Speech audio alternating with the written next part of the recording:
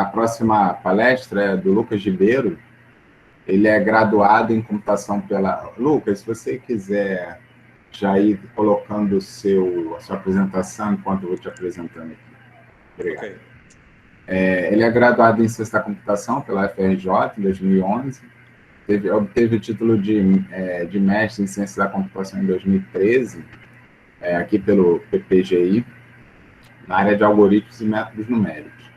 E obteve, agora, esse ano, o título de doutor em física computacional pela Universidade de Tecnologia de Darmstadt, Alemanha. Título obtido com honras. Seu interesse é em dinâmica dos fluidos, mecânica de sólidos, análise numérica, visualização científica, simulação física, computação científica, C++, programação orientada a objeto, e computação de alto desempenho e GPU. Lucas, então, você tem aí a próxima meia hora, como eu fiz com a Mauri, daqui 25 minutos eu te digo aí, eu te dou um aceno para o tempo, ok? Tá me ouvindo direitinho? Tô ouvindo. A apresentação... A apresentação agora foi. Foi, perfeito. Bom, vamos começar então. Primeiramente, eu gostaria de agradecer aos organizadores do Quartas Numéricas, ou seja, muito obrigado. Bom, hoje eu vou falar sobre o método, a formulação FVM, Finite Volume Methodology, que eu criei para grandes deformações. Eu chamei ela de Non-Linear Block Coupled, ou NLBC, e ela resolve elasticidade finita, ou grandes deformações. Bom, esse aqui é o conteúdo da minha apresentação. Primeiro vou fazer uma breve introdução. Vou falar o que motivou criar esse método. Vou precisar falar um pouquinho de mecânica do contínuo para entender esse método. E vou falar sobre o FVM para sólidos. Se der tempo, validação e, final, conclusão. Bom, é indiscutível que o FEM é o estado da arte para simular sólido, enquanto o FVM é para simular fluido. Bom, e com relação à simulação de sólido com FVM, bom, desde a década de 60, o FEM tem sido de forma intensiva sendo desenvolvido. Isso já não ocorreu com FVM. Ele, basicamente, o FVM para sólido só começou a ser desenvolvido no começo da década de 90, mesmo assim devagar. Depois, na próxima década, aumentou, mas mesmo assim não segue o mesmo passo que o FEM, que a gente pode ver claramente se a gente usar o Google acadêmico para ter uma ideia disso. Durante o doutorado, eu tinha o objetivo de simular um novo material. Esse novo material é feito tanto de cortiça como um fluido não newtoniano. E ele é feito para poder aguentar impactos. E se a gente ignorar o contato e a dinâmica de corpos rígidos, né, a gente ainda vai ter uma simulação de multifísica, né? Só que nesse caso a gente reduz para um problema chamado FSI, Fluid Structure Interaction. E nesse caso é uma interação bidirecional, né? Porque o sólido deforma o volume do fluido e vice-versa. Bom, para poder simplificar esse problema complexo, se a gente estiver trabalhando CFD com FVM, é comum a gente escolher uma outra metodologia para simular o sólido. Então, nesse caso, é comum a gente ter o FVM para fluido e o FEM para sólido. E, diante disso, é comum ter 2 ou mesmo 3 softwares. O terceiro seria para poder fazer o acoplamento entre os dois. Então, é interessante a gente pensar em usar apenas uma metodologia, simplesmente para resolver tudo, usando apenas um método analítico, um método numérico a gente ter apenas um software e, idealmente, também apenas uma linguagem de programação. Bom, tendo esse contexto, eu procurei, até que eu achei esse Solids for Foam, esse software, que é open source, ou seja, a gente pode modificar o quanto a gente queira. Ele é todo baseado em FVM, mesmo para sólido. Ele é um toolbox para o famoso solver CFD, chamado OpenFOAM. Ele foi escrito em C++, tendo alta performance como objetivo. Ele tem um design modular, porque ele é todo orientado a objeto. E os solvers, cada solver é uma classe, e você pode customizar todos os solvers, inclusive o algoritmo a classe de acoplamento, o que é extremamente difícil de encontrar essa possibilidade, né, nos softwares pagos, né. Bom, eu alterei o fluid, o solver para fluido, alterei o solver para contato, o solver para FSI, tudo certinho, até que eu cheguei na parte do sólido e as coisas começaram a ficar ruins, né? Bom, eu removi o fluido e passei a testar só o sólido, porque eu estava encontrando divergência. O sólido simplesmente estava divergindo. O Solids for Foam, mas antes de falar disso, na verdade, eu preciso destacar aqui que, para sólido, a gente trabalha a gente pode trabalhar em dois frameworks, o de grande deformação e de pequena deformação. Pequena deformação a gente geralmente chama de elasticidade infinitesimal, né? E o Solids for Foam implementa duas formulações FVM para sólido, uma chamada Segregated, ou SEG, e a outra Block Coupled, ou BC. O problema é que o BC não pode ser usado para esse tipo de teste, porque eu preciso de grande deformação. E o BC é só para elasticidade infinitesimal, enquanto Segregated simplesmente diverte.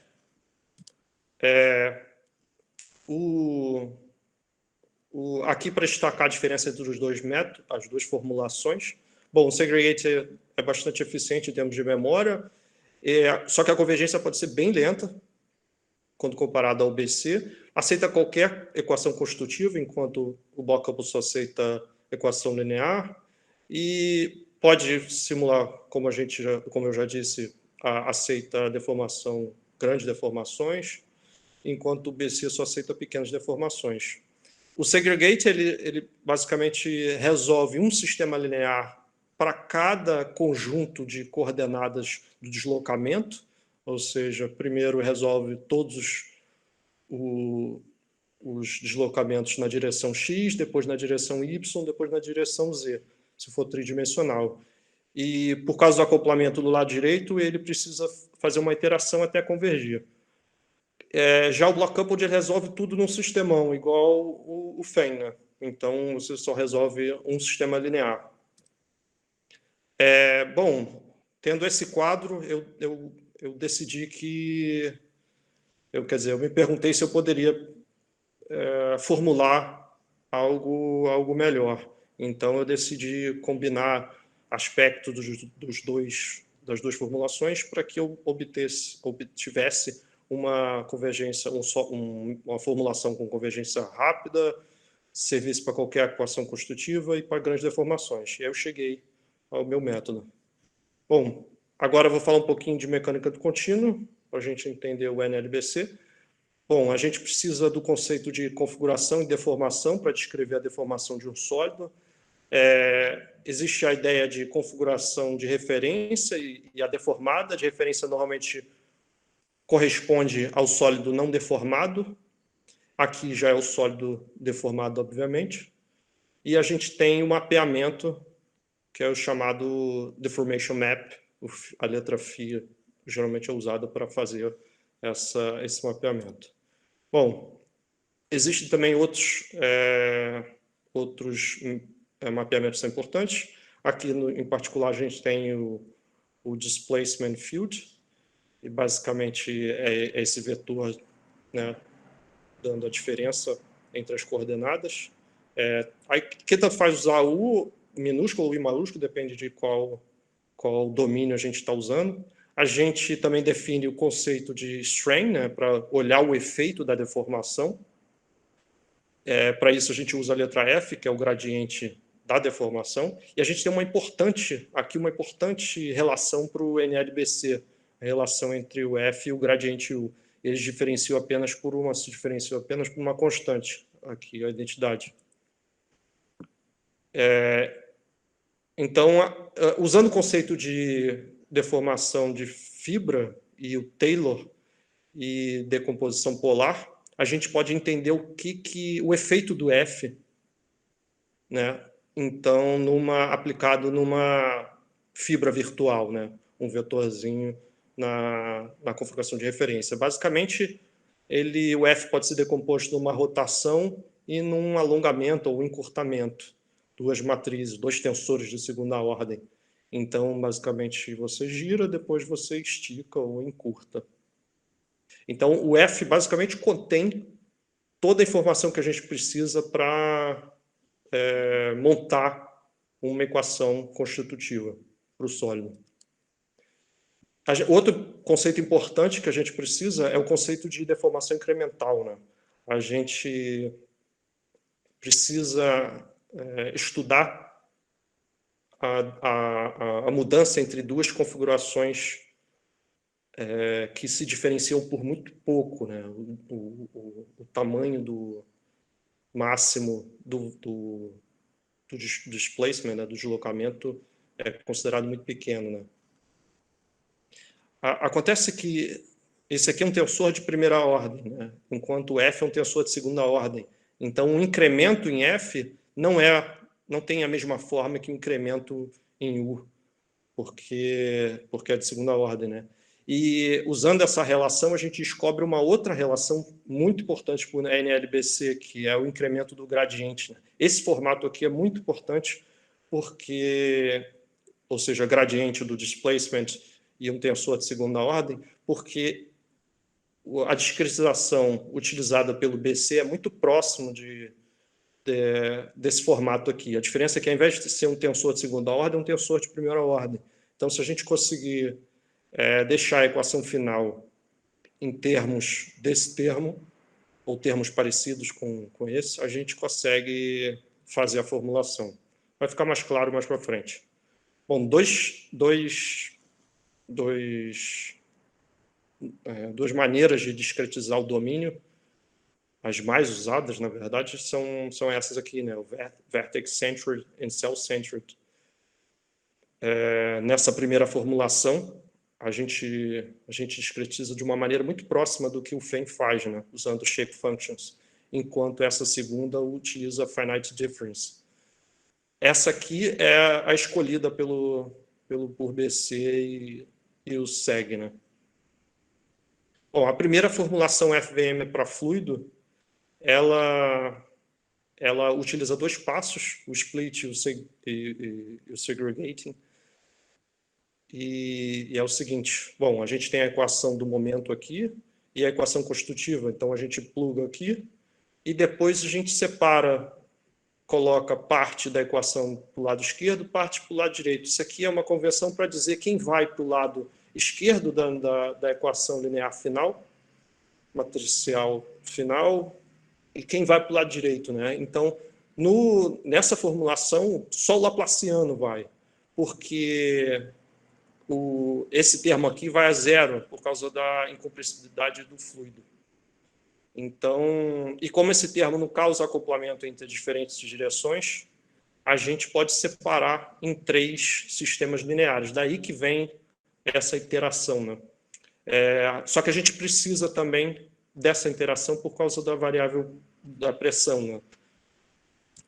Bom, o FVM para sólido, o segregated, seguiu esse mesmo framework. Só que agora aqui, ao invés de velocidade, a gente tem displacement, né? Então a gente aplica também o splitting. Só que nesse caso, esse termo não vai a zero e a gente também tem esse termo, né? Mas como o seg para fluido só oferece a discritização para esse termo, de forma implícita, esses termos ficam relegados ao lado direito, né? Então, para simular sólido com FVM no estilo de fluido, a gente precisa aplicar também uma iteração de ponto fixo.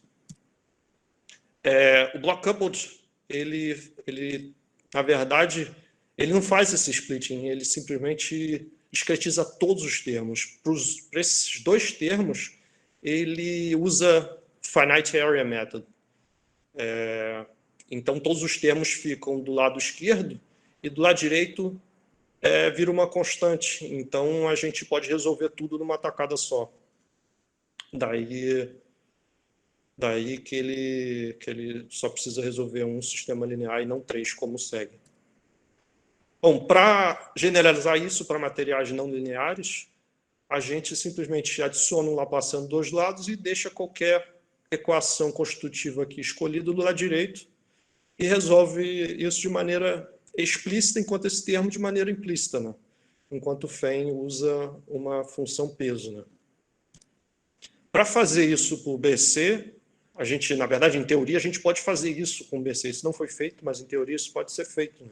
A gente pode, ao invés de usar só o Laplaciano, uma vez que o BC consegue discretizar a equação de Hooke toda, a gente pode fazer algo análogo, né? O problema é que isso é simples de implementar, só que isso pode gerar os mesmos problemas de convergência que o segregated tem, né? Porque basicamente ele tem que usar também o método de Picard.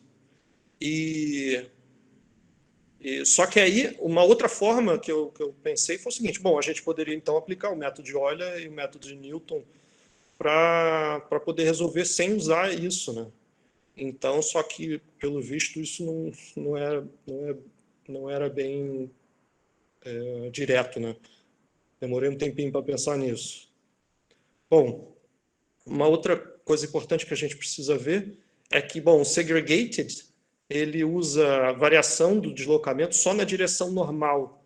Ele discretiza só na direção normal. Daí vem essa discretização do termo que a gente chama de gradiente normal. Para isso, ele usa a diferença finita. Já o block coupled, ele usa também a discretização do fluido na direção não, mas no plano tangencial da face. Com isso, a gente tem que calcular o gradiente tangente, né? E utilizando, nesse caso, o finite area method. Bom, olhando para a equação de Hooke, eu notei o seguinte, que, na verdade, ela pode ser escrita como um funcional de qualquer uma desses mappings, né? Por causa da relação entre eles, né? Então, eu escolhi o gradiente de U por causa do incremento que a gente viu lá em slides anteriores, né? E aí, nesse caso, a gente muda o problema.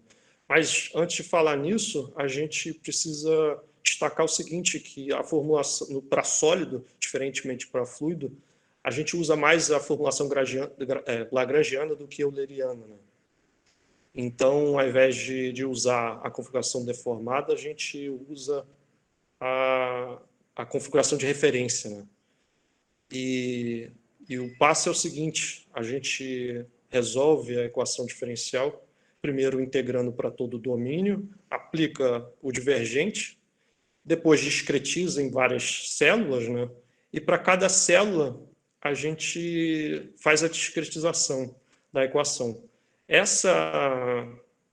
E aqui entra o primeiro passo do NLBC, né? Ao invés de usar P como uma função do deslocamento, eu escrevi como uma função, um funcional do gradiente do deslocamento, né? Porque aí, nesse caso, a gente pode aplicar uma linearização. Então, eu defini primeiro um funcional, depois, e aí para calcular o funcional para uma próxima deformação, eu uso a deformação atual mais aquele incremento, né? Aquele formato bem interessante. E a gente vai ver agora por que esse formato é interessante.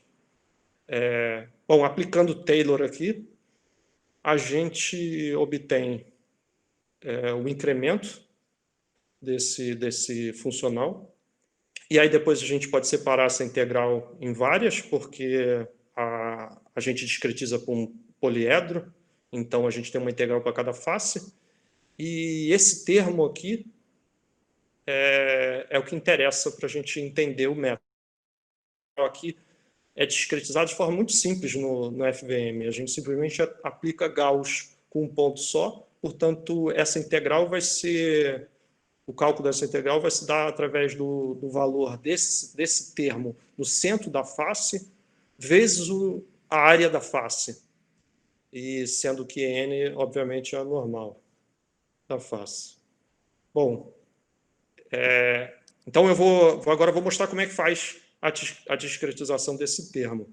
Para não ter que escrever isso aqui o tempo todo, eu chamo isso de M, né, que é um tensor de quarta ordem.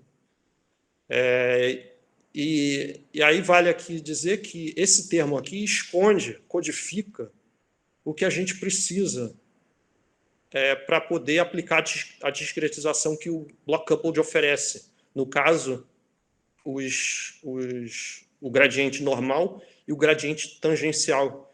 Então, se a gente usar a manipulação de tensor de baixo nível, em baixo nível, aqui falando usando uma terminologia de ciência da computação, a gente consegue, sem usar qualquer aproximação aqui, apenas manipulação tensorial, a gente consegue chegar exatamente no que a gente precisa para poder aplicar a discretização oferecida pelo block coupled. De forma que aqui a gente... Na prática, a gente não separa esses dois somatórios, mas o que interessa aqui é que aqui temos um valor, aqui temos uma matriz que a gente tem o valor, aqui, obviamente, também, e aqui a gente quer calcular esse termo aqui, então a gente, na direção normal, ou seja, esse aqui é o gradiente na direção normal, esse aqui é o gradiente tangente. E pronto, a gente só precisa agora discretizar esses dois termos usando a tecnologia, digamos assim, do block coupled.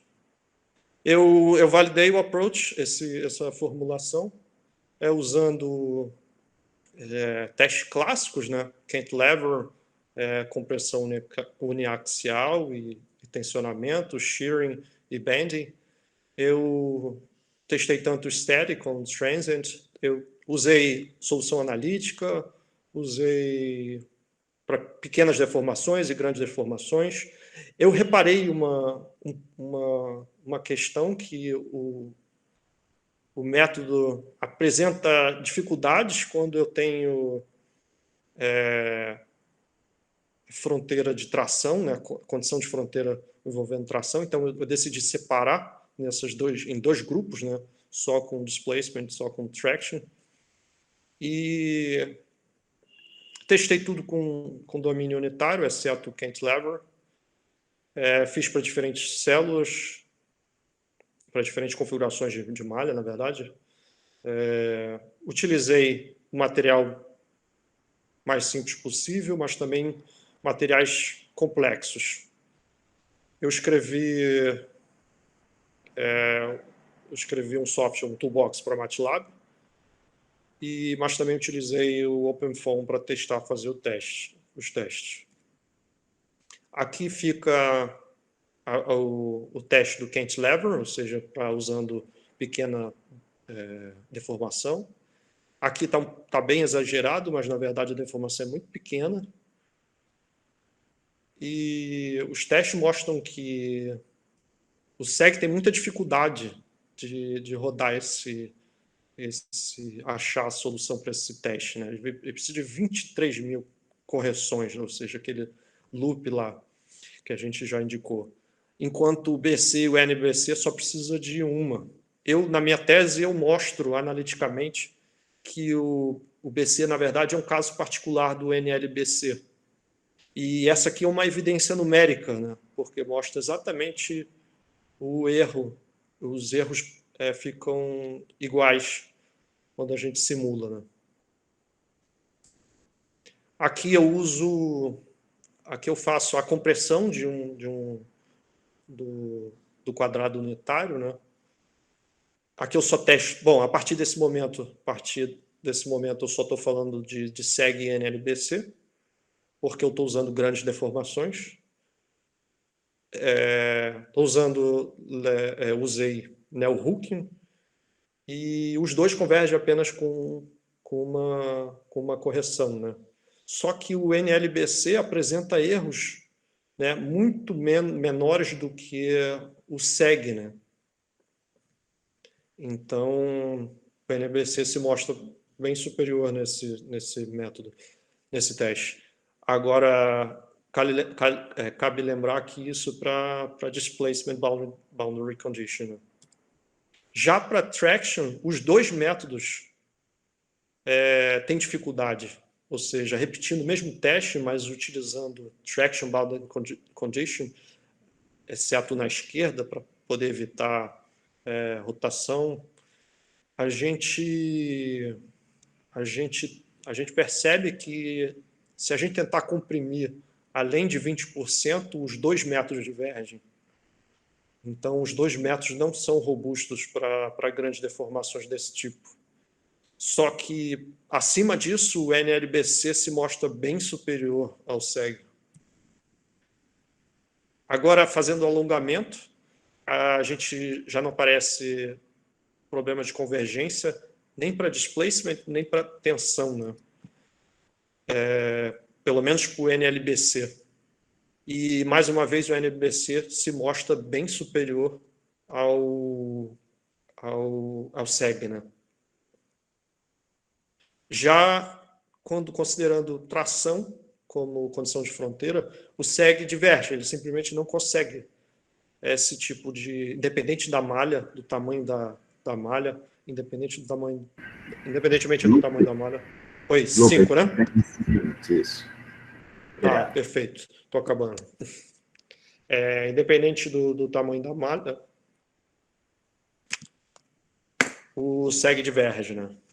Então, e o NLBC consegue erros bem pequenos, né? Agora, fazendo shearing, né,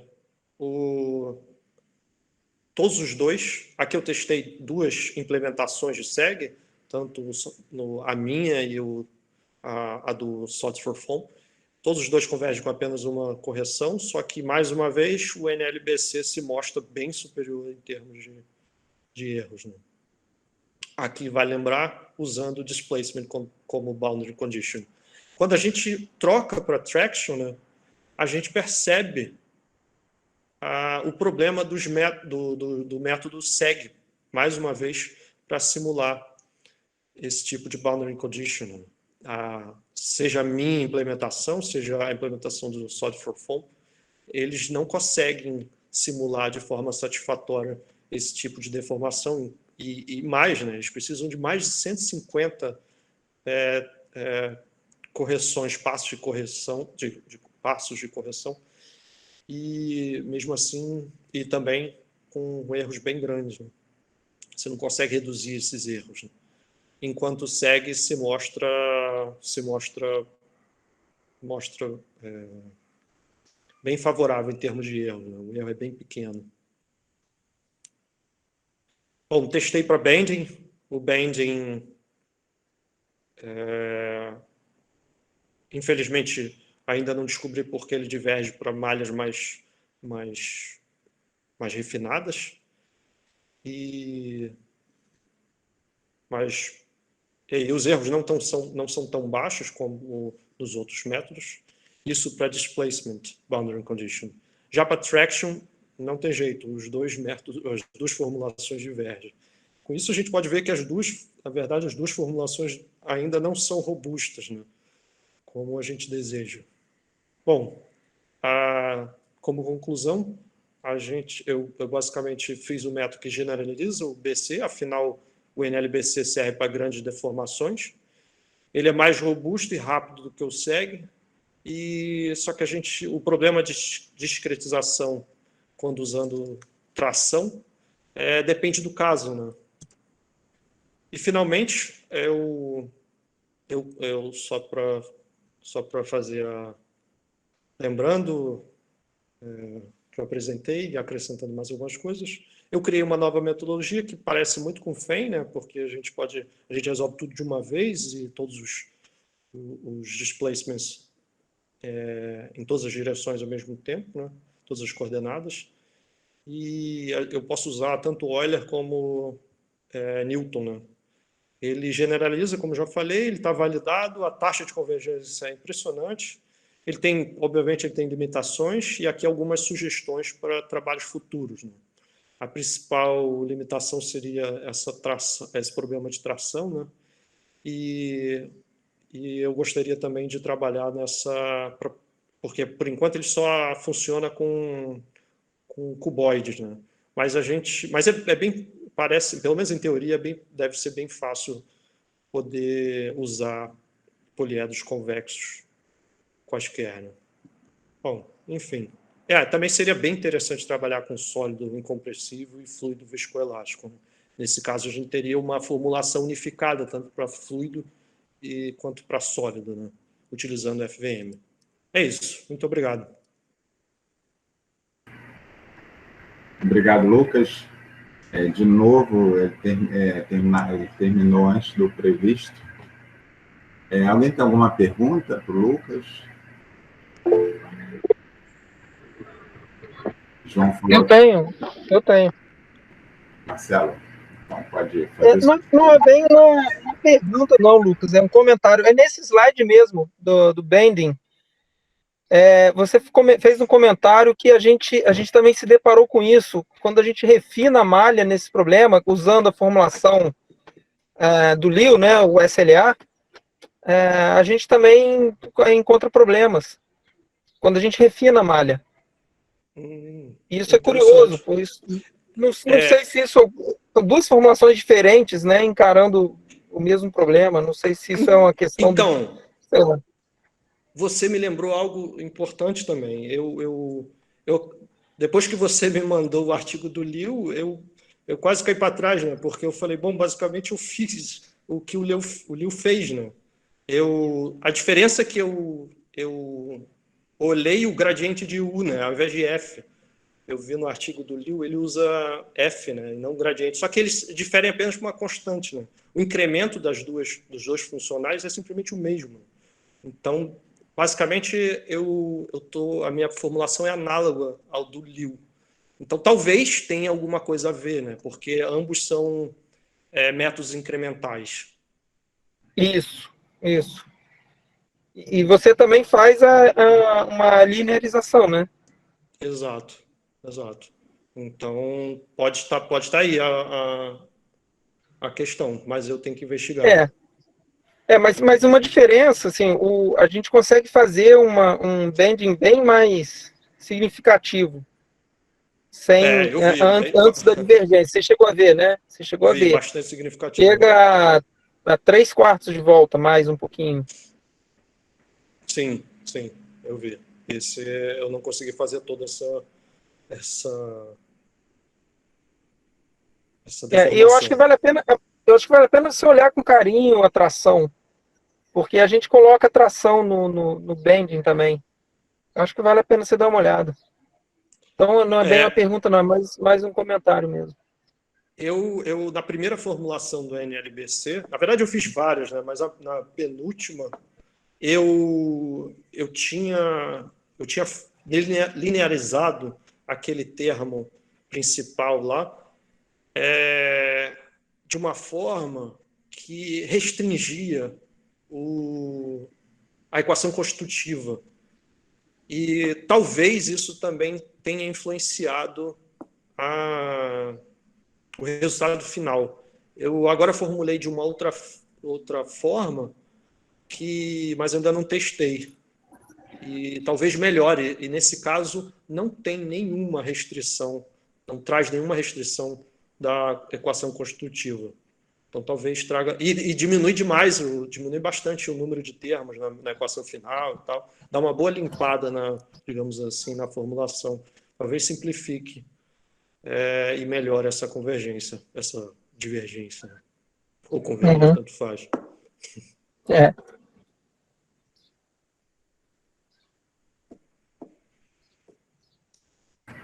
Mais Bom, alguma alguém pergunta? tem mais alguma pergunta, alguma contribuição aí com o Lucas?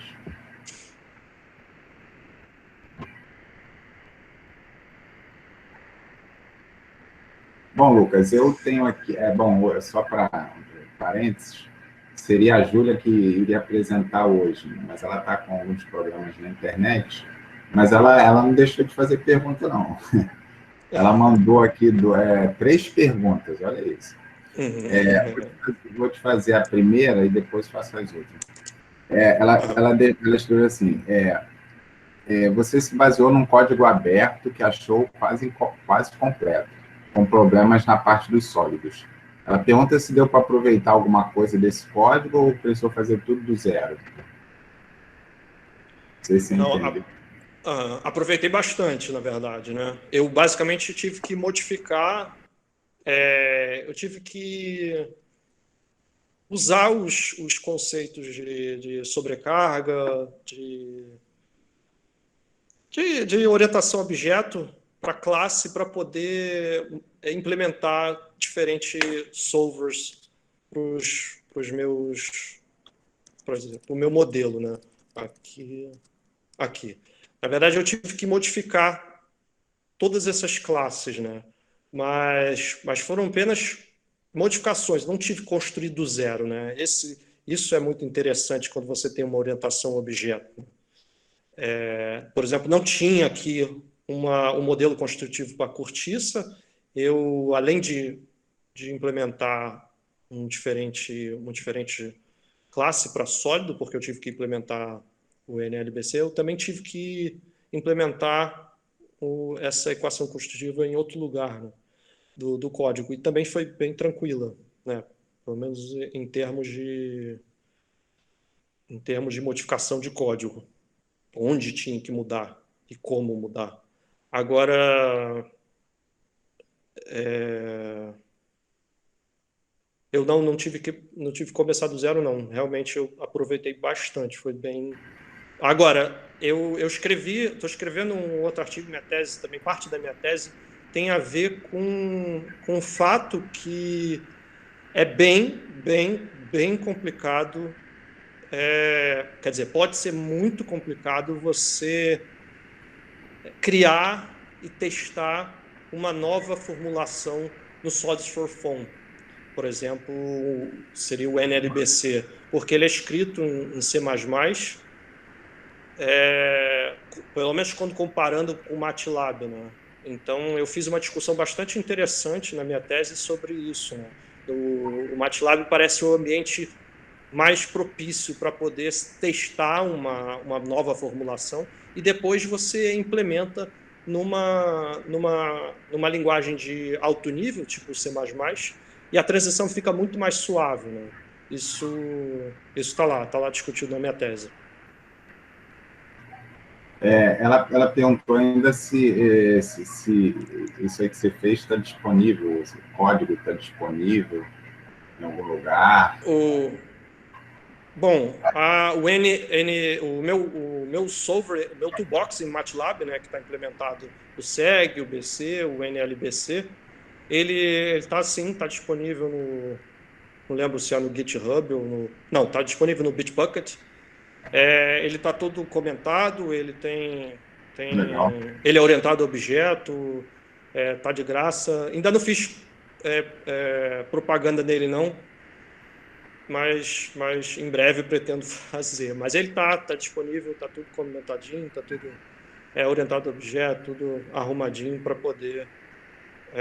E basicamente eu reimplementei o que foi feito, reimplementei o Solids for Foam, pelo menos a parte de sólido para MATLAB, só que melhorando alguns aspectos, né?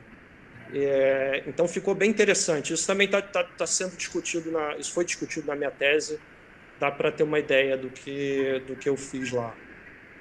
Se quiser, eu posso passar, posso orientar em termos de alguma dúvida sobre isso depois. Com certeza vai ser um prazer. Tá, quando você refinar, isso você manda para a gente. E a última pergunta que ela faz é com relação ao custo computacional. Se vai depender do problema que você tem ou alguma coisa assim. No geral, o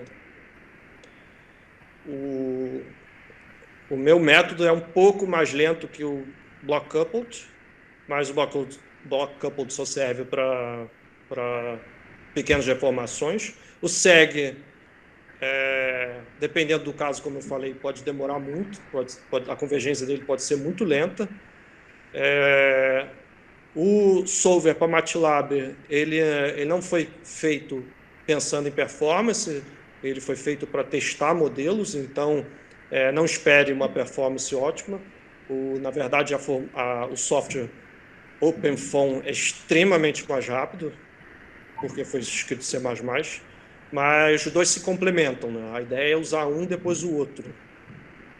Agora, sim, dependendo do seu caso de teste, você tem que usar um bom poder computacional, mas felizmente ele foi escrito para alta performance e no geral você não vai ter problema de performance não. Beleza. Alguém mais tem alguma contribuição, alguma pergunta para o Lucas? Eu quero fazer mais um comentário. Tá bom. Olha, é uma coincidência, mas tô muito feliz dessa apresentação, porque os dois, o Amaury e o Lucas, são meus ex-alunos, né? Então, estou muito feliz, são amigos e são trabalhos fantásticos do Amaury no mestrado dele, que teve uma boa publicação, e o do Lucas é um trabalho, né, que fez avançar bastante na área e estou muito, muito orgulhoso desses dois aí. Muito obrigado, Marcelo. Também sou fã de vocês.